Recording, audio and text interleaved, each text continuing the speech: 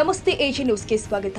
ಯಾದಗಿರಿ ನಗರದ ತಾಯಿ ಮಕ್ಕಳ ಆಸ್ಪತ್ರೆ ಸಿಬ್ಬಂದಿ ವಸತಿ ನಿಲಯದಲ್ಲಿ ಮತ್ತೆ ಭಾನುಮತಿ ನಡೆದಿದೆ ಎನ್ನುವ ಘಟನೆ ಆತಂಕಕ್ಕೆ ಕಾರಣವಾಗಿದೆ.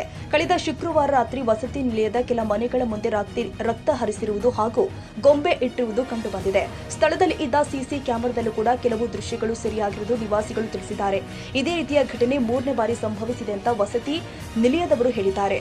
ಶುಚಿ ಕಾರ್ಯಕರಾಗಿ ಕೆಲಸ ಮಾಡುತ್ತಿರುವ ಸಿಸ್ಟರ್ ಸವಿತಾ ಹೆಸರು ಬದಲಿಸಲಾಗಿದೆ. ಅವರ ಮನೆಯ ಮುಂದೆ ಈ ಘಟನೆ ಜರುಗಿದ್ದು, ಸ್ಥಳಕ್ಕೆ ತೆರಳಿದ ಸ್ಥಳೀಯ ಪತ್ರಕರ್ತನಿಗೂ ಕೂಡ ಕೈಗಳಲ್ಲಿ ರಕ್ತದ ಗುರುತು ಕಾಣಿಸಿಕೊಂಡಿದ್ದು, ನಂತರ ಅವರಿಗೆ ಜ್ವರ ಕಾಣಿಸಿಕೊಂಡಿರುವುದಾಗಿ ತಿಳಿದು ಬಂದಿದೆ.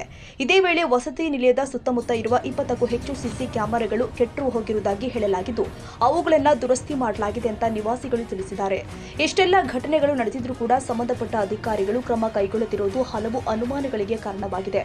ಆಧುನಿಕ ಕಾಲದಲ್ಲಿಯೂ ಇಂತಹ ಘಟನೆಗಳು ನಡೀತಾ ಇರುವುದು ಸಾರ್ವಜನಿಕರಲ್ಲಿ ಆತಂಕ ಮೂಡಿಸಿದೆ. ಈ ಬಗ್ಗೆ ಸೂಕ್ತ ತನಿಖೆ ಮಾಡಿ ನಿಜಾಂಶ ಬಹಿರಂಗಪಡಿಸುವಂತೆ ಸ್ಥಳೀಯರು ಆಗ್ರಹ ಮಾಡಿದ್ದಾರೆ. Nizamuddin, Yadgir, AG news.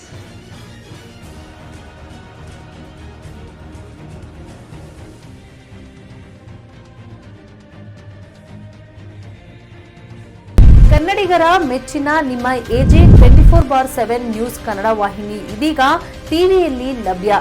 ವೇಳೆ ನೋಟಿಸ್ ಕೊಟ್ಟಿದ್ರೆ ವಾಪಸ್ ತಗೋತೀವಿ. ಇವತ್ತು ವಕ್ಫ್ ಪ್ರಾಪರ್ಟಿ ಅಂತೇಳಿ ಬರ್ತದೆ ಅಂತ ಹೇಳಿದ್ರೆ ರೈತರು ಬೀದಿಗೆ ಬದಲು ಏನ್ ಮಾಡ್ಬೇಕಾಗುತ್ತೆ? ಯಾರು ವೋಟ್ ಹಾಕಿಲ್ಲ ಅಂದ್ರೆ ಗ್ಯಾರಂಟಿನೆಲ್ಲ ಸ್ಟಾಪ್ ಮಾಡ್ಬಿಡ್ತೀವಿ.